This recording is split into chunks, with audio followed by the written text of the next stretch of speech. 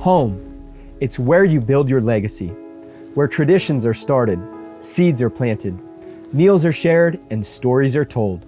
We are Chris and Natalie Carpenter, owners of Story Real Estate, and our team of top agents helps people find homes in Moscow, Idaho, and around the country. Have you thought about a move? Contact us to get connected with a top agent who shares your values and puts your family first. Or reach out to us about our Moscow relocation guide. Wherever you're looking to go, we can help you find home. Call us at Story Real Estate or visit us at storyrealestate.com and start building your legacy.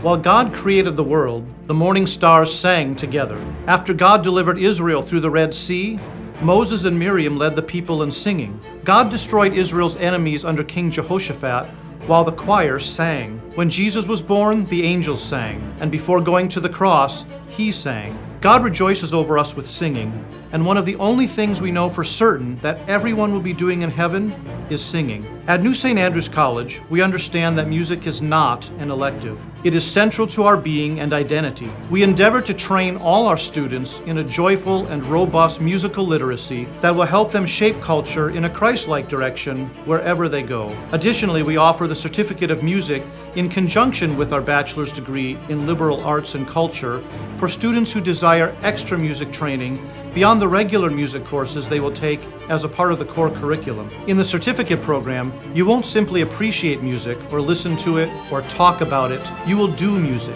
You will study it, analyze it, read it, write it, sing it, and play it. You will receive private instruction in your primary instrument as well as secondary lessons in voice, piano, conducting, and other instruments. You will receive a solid foundation in music theory and analysis.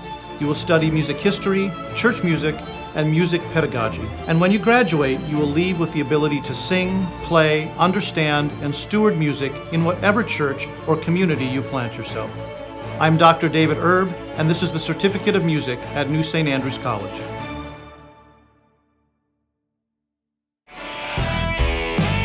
Hey y'all, welcome to Cross Politics. It is Thursday on the Fight Laugh Feast Network. Pastor Toby Chuck Knox on the Water Boy. Stay with us. We got Pastor Thiago coming on. From Brazil. And we're going to talk about the whole, is it a January 6th repeat? We never had, whatever they think January 6th was. It's not even a repeat. It's not a repeat of whatever we think the repeat was. They're presidential and stuff. Yeah, whatever that's going on. Drama. And last night, I'm walking out of practice. I was coaching practice 9 o'clock last night. I'm walking out, and it was snowing. Yeah. It was snowing. It's still winter here. And then it was wet. It's kind of wet snow. I was like, maybe it'll just melt. I'm not getting my shovel out. And I still haven't got my shovel out. It's not enough to shovel. But no, there's not enough shovel. But it was blanketed. I had a light, nice little white blanket. So that's the thing that asked me, what's going on? So how do we get from Brazil and January 6th to you coaching and shoveling in winter? He's just getting things off January. Just getting things off his chest. That's it, man. All right. People like me for that reason. Ladies and gentlemen. Ooh, this is a new ad? Now is the time to sign up for a club membership. Ooh. At fightlaughfeast.com. Because it has an exclamation point. That's how you're supposed to read exclamation points. You're doing good. You know? Doing All good. right. This year, there's no more exclamation point. This year, Cross Politic will be dropping exclusive content into our club portal that you won't be able to find anywhere else. Some of this content will include a Bible study series with yours truly, if Neil ever tells me when I can start recording that again. That's me, Pastor Toby, yeah. I'm going to do that. A special with New St. Andrews President, Ben Merkel, Dr. Ben Merkel. Our backstage content, most days we hang out for a few more days or a few more minutes. Yeah. And sometimes days. How'd your time go with Chavo when we left? I needed about another hour. It was so good. Yeah, I felt like that was too short of an interview. I asked him for 10 minutes. He gave me 16. Okay, you got it. Right, that was wonderful. I was so blessed by that show. Seriously. Probably also there'll be stuff back there that Gabe hasn't even told us about yet. Still working on that. That's how he does things. Mm-hmm. Also, when you sign up to become a club member, you make us free, like Steven Crowder. So again, head on over to fightlaughfeast.com. When you sign up, touchy subject right now. You set us up to say whatever needs to be said. Are you done? That is true. That's what we wanted to do. So get signed up today at fightlaughfeast.com. Okay. So this is the year of Christian nationalism. Right, is it? I mean, I would think so. I think mean, at least the buzz. There's a lot of buzz around Christian The nationalism. millennia of Christian nationalism. All right. We're on millennia 2 of the rule of Jesus Christ. So the Christian nationalism. It's a bit. There's a lot of buzz going on this last year, and apparently Christian nationalism is not just a conservative thing. That's what everyone thinks. That everyone thinks that Christian nationalism is like this conservative and maybe even white kind of. There's maybe this white, which is really connection. racist to think that y'all get Christian nationalism by yourself. I know, not the black people. Anyways. No. And so Biden. Yeah. He came out. He was. He's a Christian nationalist. Yeah, Yes, pretty he much. is. I mean, look at him in the church. Before I went to the black church, Oh.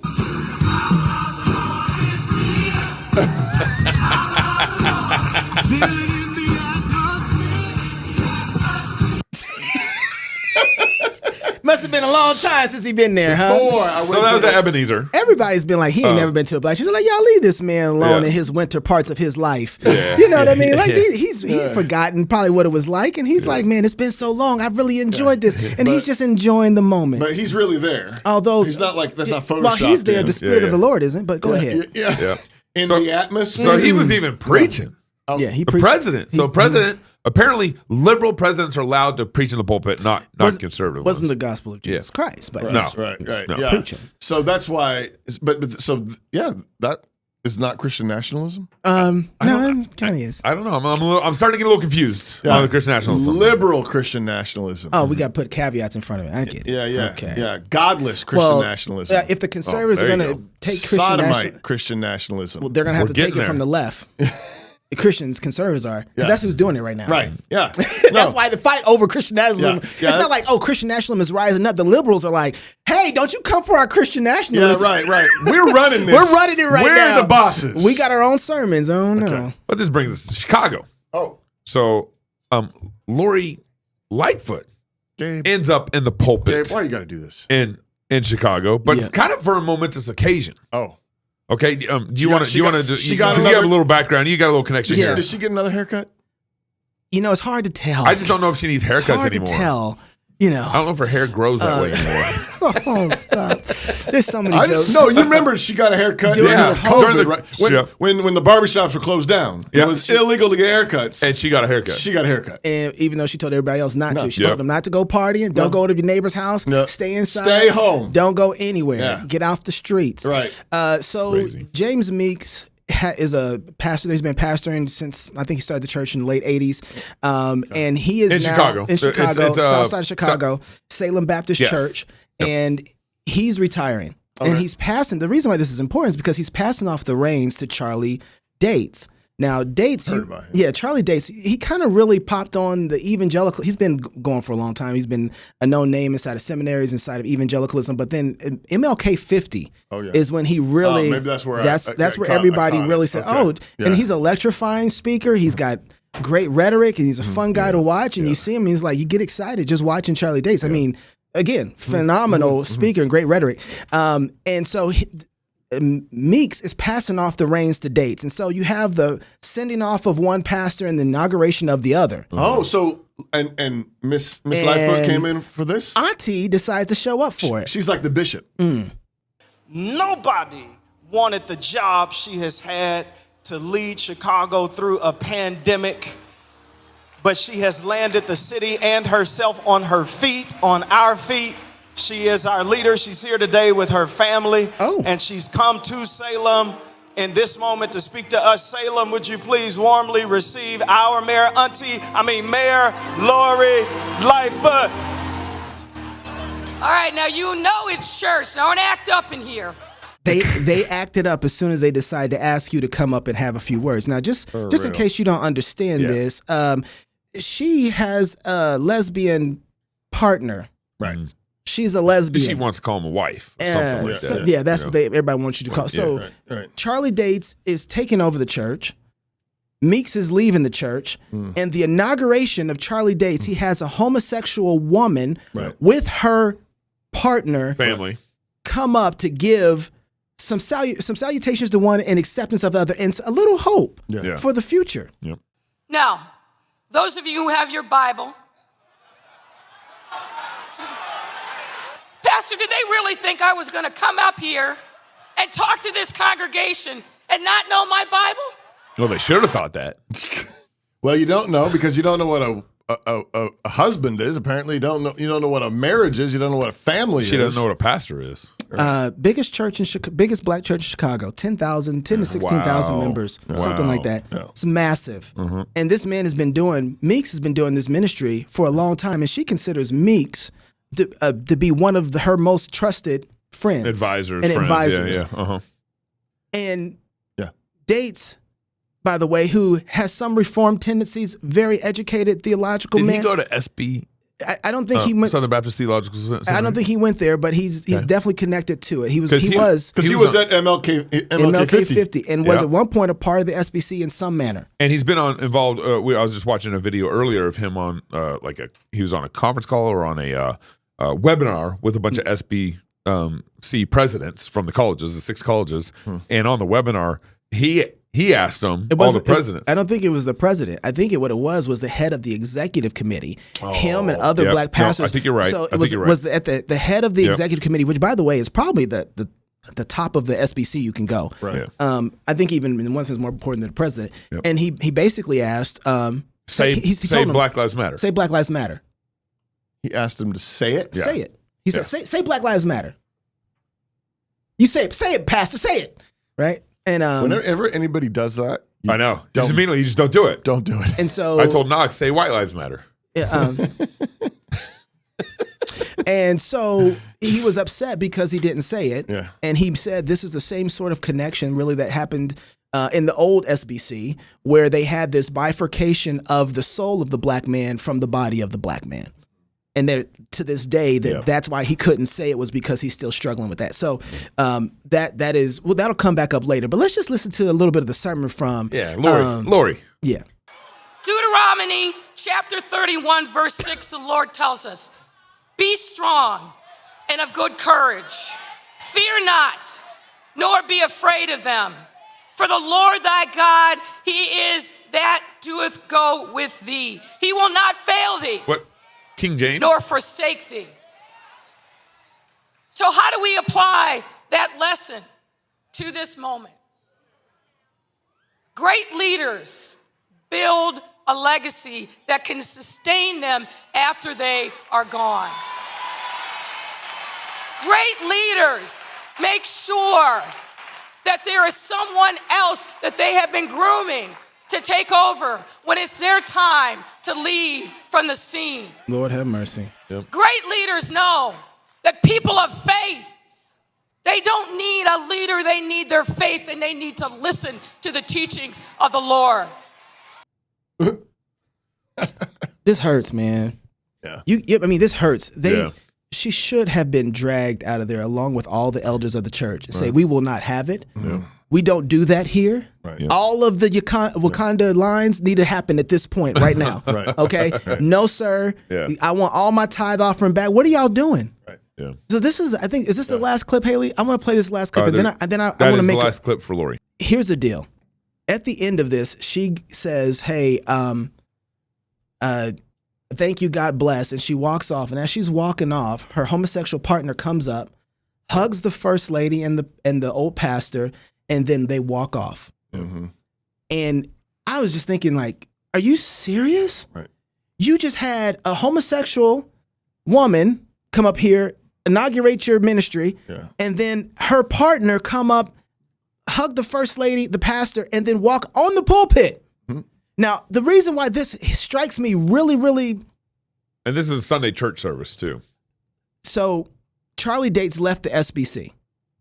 And he had a whole letter that he wrote why he left the SBC. Okay. And it was because the 6 seminary presidents came together and said, you can't have a biblical understanding and then embrace critical race theory. You have to outright reject it. Mm-hmm. And he was upset that the seminary presidents rejected critical race theory, and that was the last straw that broke the camel's back of why he had to leave an ungodly, unholy, unrighteous Southern Baptist convention. Yeah. Mm-hmm. These people don't know God and don't know his people. Oh, we gotta go. CRT. We gotta go. Yep. And yet, as he's getting inaugurated into the pulpit to declare the gospel of Jesus Christ, all these abominations he are right in has front of his face. an abomination walking up to the pulpit. Yeah. Right. Sir, I'm sorry, you're disqualified. Yeah. You are not qualified in any way to proclaim the gospel of Jesus Christ if you cannot see what just happened in front of you. You need to retire, take off your clergy collar, and walk away. Shame on you, sir. Yeah. And then to lead all of these people down that road without so much as any sort of rebuke. You should have never let her up there. Ain't no welcome back. Go away. How do you get any right to speak to what the SBC is doing when you in your own yard and house haven't cleaned up that mess? Right. And that's how you're going to start off pastoring this new mega church? Right. Shame on you, Charlie. Yeah. You know better. Yeah. And you called her auntie? Bro. Yeah. Yeah. How could you? You desire the praises of men over everything. Right. I mean, if you were in that church, run. Yeah. If you're in that church, get out. This cannot go well for you. Right. Ichabod has already been written over the front door. Right. And you are in danger. Your soul is in danger to be underneath a shepherd like that. He will not protect you. Yeah, right. He is not protecting you. Right. And, Well, and he's walking into such a situation where he is so compromised already. Even if he thinks he can like maybe come in and maybe change the situation. How are you going to see the problems of SBC when you're compromised on the basic level? Well, and I'm also thinking of like the SBC college presidents. I imagine like, catching a lot of flack for not, saying what they said, having Charlie Dates leave. I'm sure they caught some smoke. And everybody's like, you guys better. This is a moment to be like, no, look, see. Yeah. Yeah. Look, this man has shown what us Charlie's doing. He's a fool. Yeah. Right. He is a fool. That's right. He's a fool and not a godly man at all. This is ridiculous. And so this is a moment for the Southern Baptist presidents to stand up and actually say that. That's a really good point, say Pastor. That. We drew the line here because we said if you embrace this, you're not going to be biblical. Yeah. And look what happens. Look, he left. He threw a fit. He said, "I'm out of here." That's exactly. And what did he do? He ran right to this church where he is now condoning implicitly homosexuality during his inauguration and installment of and the grooming of little kids into sexual perversion by this woman. Just upsets me so much. And you know what's really a shame is I made this comment earlier, right before we started the show, because I was a little upset that you're going to make me watch Mayor Lori. Yeah. I mean, I think I've had enough Mayor Lori for my whole life. You said something I need to say real quick before you say that. But no, I'm going to pray for her. No, is that what you're going to say? I'm sorry. Just one more I'm sec. sorry. You did what I do. Don't do what I do. You're right. The real shame in all this is that no one's loving that woman. That's right. Yeah. That's the real shame. No one is praying for her. No one's actually loving her enough to tell her the truth. That's right. They're cheering her to hell. Yeah. Right? And I mean, with the scriptures. And the woman is clearly unloved. Yeah. Right? She's clearly unloved. No one's ever loved her. I don't know her dad. I don't know her brothers. I don't know anybody around her, but no one's actually loved her. That's why women go butch. That's why they reject the natural love of a man. Because they're bitter, they're angry, and it's frequently because they've been mistreated and they've contributed their own sins to the process. But we need to pray for that woman. Yeah. And we need to pray that God would actually raise up some real men who would actually love her enough. That's right. To care for her enough and tell her that she needs to repent of her sins. She needs to repent of her theological sins. She needs to repent of rejecting the real God of the Bible whose name she invoked. Yep. And she needs to repent of her sexual sins. Yeah. And the ways that and then of course all her political sins, the way she sinned against Chicago during the COVID pandemic. Yeah. Hypocritical hypocrisy and all stuff. He's embracing a tyrant on the stage. I know. So, I got to say this and then I need to shut up because I'm going to say probably more than I need to. But it is easy to throw guilt and to fight against white people who are already feeling guilty about a situation. It is hard to preach the gospel to someone who is in love with their sin. Yeah. And we will always That's right. find the ones who are taking the easy way out and mark them. Do you understand me? Yeah. That is the easy way out. Right. Yeah. That is the easy way out. That's great, Knox. Yeah. And we need to say, no, we show no partiality. Right. There's no part. We don't have to do one or the other. We can do both and, okay? And so anyway, this is. Well, and he can't do either or. All right, Pastor Thiago. Did I say it right, Pastor Thiago? I think so. We're going to talk Brazil next on Cross Politic. You don't want to miss it. It's hard to find out what's really going on over there when we got somebody on the ground. Pastor Thiago up next on Cross Politic.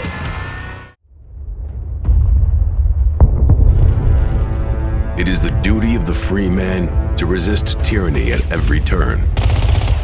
Every man will either watch his freedom stripped away or take action to protect what he loves.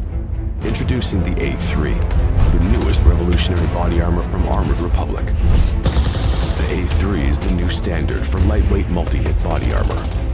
A3 plates are incredibly light at 4.6 pounds. The patented design captures fragmentation while remaining multi-hit capable. The A3 will stop up to M80 ball, yet comes in at only 0.7 inches thick.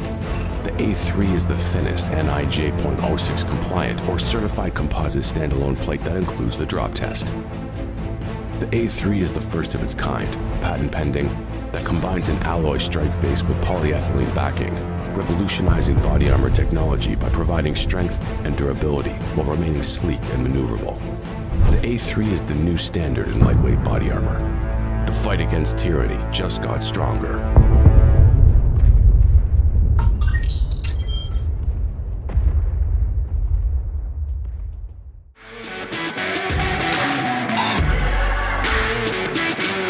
Wait, so would you have changed your whole sermon if you would have saw her out there in the congregation? I just wondered, right like, if down your that pastor, she shows up at the church, would you I'm have... like, okay. Romans, here we go. Romans 1. Was it? Welcome back to Cross Politic on the Fight Laugh Feast Network. Classical Conversation supports homeschooling parents by cultivating the love of learning through a Christian worldview and fellowship with other families. They provide a classical, Christ-centered curriculum, local like-minded communities across the United States and in several countries across the world, and they train parents who are striving to be great classical educators in the home. For more information and to get connected, visit their website today at classicalconversations.com. Again, that's classicalconversations.com. We're very grateful to have with us today on the show Thiago McHertt. We didn't ask him about his last name, so we're just going with it. That's good. He's a pastor of a small Reformed church located in Joinville, South Brazil. CREC candidate church, actually. Yeah. In addition to pastoring, he translates and edits for Minertismo. Yeah, should have practiced that too. A Reformed publishing house. Thiago and his wife Sarah have 3 children. Thiago, thank you for joining us on Cross Politic. Thank you for having me, and let's jump into the subject. Yeah, absolutely. So tell us about let's start with actually your former president. So okay, your former president, Jair Bolsonaro. Thank you. I nailed it. Okay. Yeah. Kind of popular, I would say up here broadly with some of the like Trump supporters. Tucker Carlson liked him. Tucker liked him, and so on. So, what was your sure. What was your assessment of the former president? Let's start there, and then let's work our way into the election of your new president. Yeah, Bolsonaro. He is called the Trump of the tropics, right? Okay. So there's a lot of like people used to they're usually doing some like comparisons between the two. So both of them are very populists. They're like very well received by large groups of people.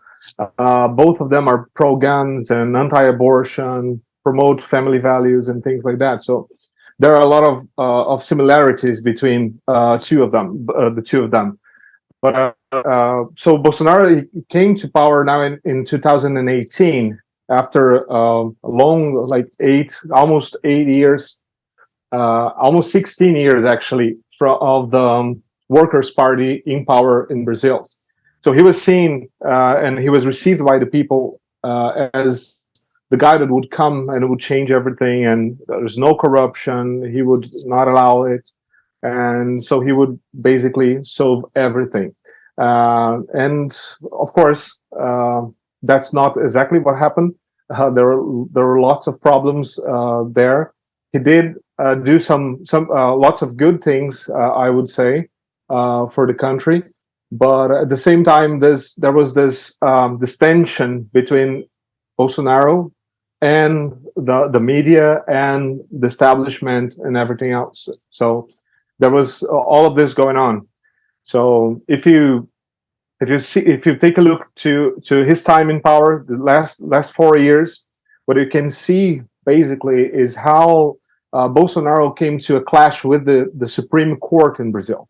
Okay, so to anyone that is looking outside into Brazil, trying to see what is going on, one of the important things that you can see happening here quite clearly is the unlimited power of the Supreme Court right now. Ooh. So they are basically intervening in the other branches, the executive, and also legislative power.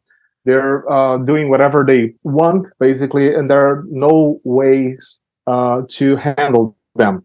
So I even mentioned to you before that if you want to have an idea of how bad things are in this sense, like even the New York Times is asking if they went too far, if the Supreme Court in Brazil went too far. Wow. So, okay, so if the New York Times is asking if they are being repressive, you can say something fishy is clearly going on, right? So this is a problem that was going on during his government, and they intervened a lot in the process of the elections, right? Mainly, the whole thing could be, of course, traced back to when they quashed Lula's sentences. Yeah. Right. So Lula, the guy that is won the presidency, he was in jail. Right. He was convicted, and they quashed his sentence. So he got 12 years, and he was in jail for 580 days, if I'm not mistaken. What was he in jail for? He was in jail for corruption. So he was involved in this big scandal of corruption in Brazil, biggest scandal in Brazilian history, and that's what he got convicted for. So he got out of jail on a technicality because he was judged by the wrong court, and it's not that it is not that there wasn't any proof. It's not that he was innocent. It is that there was a problem with the zip code and everything else. So he was Fred, and he was eligible again. So he was the one chosen to run against Bolsonaro. And so at the time, nobody, people were like upset about it. They were criticizing it, but nothing like concrete was done to stop what was happening. And this is one of the many ways in which our Supreme Court intervened. So even Bolsonaro didn't take his stand against Lula getting out of jail, and he said basically that he would rather defeat Lula in the elections, and we can see how well that went, right? So there's a whole like we used to say here in Brazil that Brazil is not for beginners. Right, so this is Latin America after all, and we have our ways of messing things up. So, Pastor Thiago, the election, they're comparing the election between Lula and Bolsonaro, to our kind of Trump-Biden election. And one of the things that, as I understand it, one of the charges that has also happened from Bolsonaro's group and supporters is that there was a fraudulent election and Lula got elected. Is pretty much all elections have fraud in Brazil? And was this anything unique or different? I believe that, like in Latin America, you are always doubting if the elections were clean. I don't think this would be something new, but lots of things that happen made people to doubt this election even more. First, surely what happened in America and all the questions that were raised there about how things were handled in your last presidential election. And here, of course, Bolsonaro said some things. For example, he said that if he lost, the election was rigged. Heard that before. So yeah, exactly. So you have people that would follow him in anything he would say, and of course, people would buy that too. But there were things that were happening. For example, in the runoff, so our election, we have a first run. So if no candidate gets more than 50%, you have a runoff one month later, basically. Yep. So during the runoff, the two top guys in the runoff were Lula and Bolsonaro. And during this time, for example, Bolsonaro's campaign, they filed a petition asking for review because Lula's campaign were getting way more radio ads than Bolsonaro was getting. Okay, so they argued that was a problem, and they are legally required to have the same airtime. So when this happened, but the electoral court, they dismissed it, right? So people are like, okay, why are they dismissing it? What is happening? And so other things that happen, and we faced it even like in companies and in stores, because here, if you're going to vote, there are for the president, you have two numbers, and you're going to use those two numbers to vote for a specific man. So Bolsonaro was 22 and Lula was 13, right? So some shops, they wanted to support Bolsonaro, and they would put on their shops, for example, if you buy here, you have 22% of discount, right? Yeah. 22% off sale. Yeah. And the electoral court ordered them to remove that. You couldn't do that. Okay, you couldn't do that. Okay. The electoral court ordered that you couldn't, like in the television and media, you couldn't call Lula an ex-con. You couldn't say that Lula was pro-abortion, right? You couldn't say that. If you said that, you would get a fine from the electoral court. Wow. So if you ask me, I would say that that's a problem. You have censorship, and this is censorship. Right. This is a big problem. This is intervention, direct intervention in election. And so with all this, it's not a surprise when the results came off and Lula won, people were like, okay, this was stolen. But all of this is not like the same of hard proof.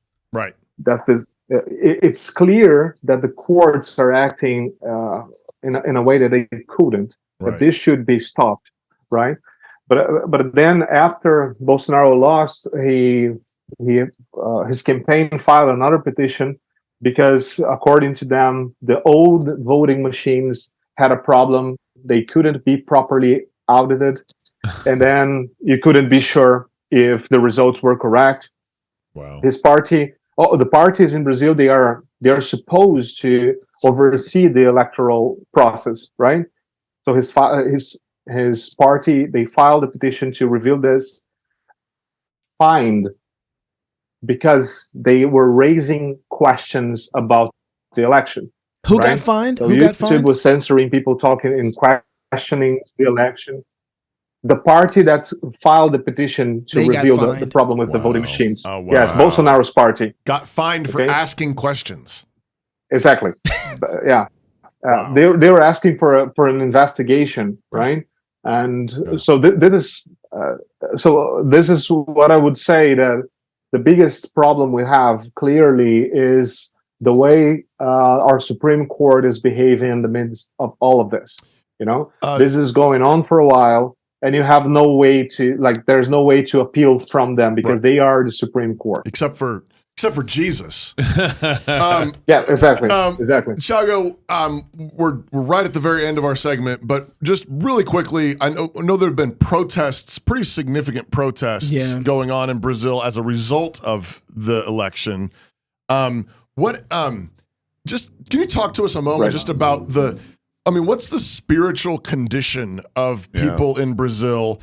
And I know this is a massive topic, but just, I guess briefly, where are people at in terms of, just their hearts and how they're thinking about this? And particularly, I guess, as a pastor, what are you thinking? Right. Like, what do these people, obviously they need Jesus, they need the gospel, but maybe even more specifically than that, What's their condition, and how are you thinking about ministering to them in the midst of this political turmoil and chaos? Yeah. So Brazil is heavily influenced by the new Pentecostalism. So we have a very, very big influence from the prosperity gospel in Brazil. Yep. This is very, very strong in here. And this, like the evangelical population in Brazil, so it's a big chunk of our population. They were most of them were supporters of Bolsonaro, and there was like this kind of mixture between like Bolsonaro is talking about God and God is overall and he's pro-family and we believe this stuff, and I believe that lots of people they ended up putting their faith in the wrong person, you know. So you have Bolsonaro is called Jair Messias Bolsonaro, but he's not our Messiah. Right. Ooh. Right. Right. And you do have a problem there. I don't believe that everybody did it, but you know, when you're talking new Pentecostalism and you're talking prosperity gospel, these people are no good in theology at all. So you can basically think how they think politically. Wow. Right. Right. So this is a very bad mixture of things. So what we've done here, although being a small congregation here in Brazil, is we even before the election we were going, for example, through First Timothy and talking how God ordains us to pray for leaders, for the political leaders, and how we should understand that we're not to pray to them but for them, and how we should understand this, and how Christ is king over all kings, and how we should understand that. And we were trying to talk to people about it, and even because of the turmoil in the country right now, after people's hopes that there would be a military intervention or something like that seem to have gone away. Like people are basically thinking like, what is going to happen? Is Brazil going to become a new Venezuela? Like, what is going to be our future? And this may be this is actually a very good opportunity for us to preach the gospel and to explain to them where they hope should be at, and things like that. So, but it is a mess. It is a mess, because even if you get to Reformed circles in Brazil, they're usually not very firm, not very clear on how to think over these things, and they're kind of not very influent, and sometimes they're even leaning towards the other side of the spectrum. So you know, you have some problems there. We don't know anything about that in our country. It's so funny. Never heard of it. It's so funny talking to Thiago, and just like there's very similar. Yeah, I want to ask him about. Can you stick around for a little bit? You got about 5-10 minutes to stick around. Sure. Yeah. All right. Be praying for Brazil. Be praying for Pastor Thiago out there. Wow, this is. Be praying for Lori Lightfoot. Yeah, be praying and Charlie Dates. All right, if you're single, get married. If you're married, have you some kids, and if you have kids, go baptize them. Until tomorrow, love God with all your heart, soul, mind, and strength. Love your neighbor as yourself. Go fight, laugh, and feast. This is Cross Politic.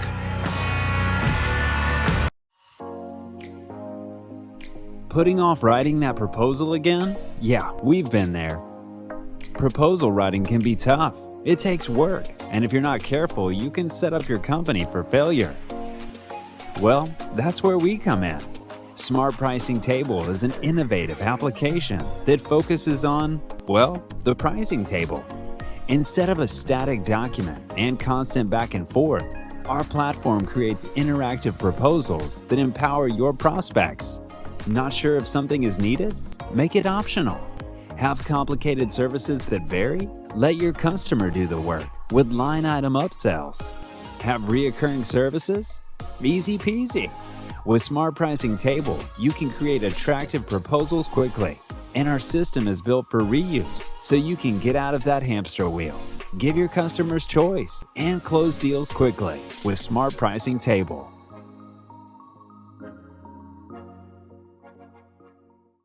Hi, I'm Robert Borton, CEO of Classical Conversations, the world's largest classical Christian homeschooling community. I'm launching a new podcast, Refining Rhetoric. If you like cross-politics or just listen to hear what crazy stuff they're saying today, you will enjoy Refining Rhetoric. You can find us on your favorite podcast platform.